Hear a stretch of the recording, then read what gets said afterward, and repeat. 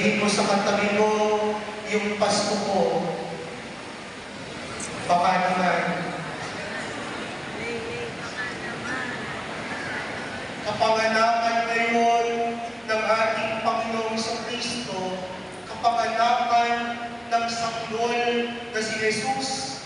Alam na po natin yung kwento ng kapanganakan ni Jesus. Matagal na natin pinag-uusapan yan.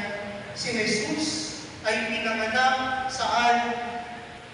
Sa sabsaban.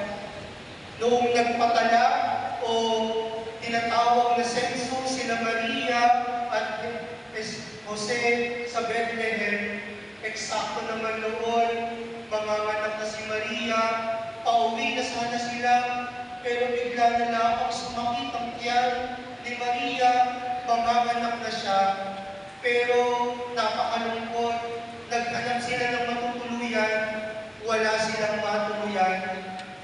Kaya't pinabuti nilang tumuloy sa isang sabsaban. Ano ang sabsaban? Kulungan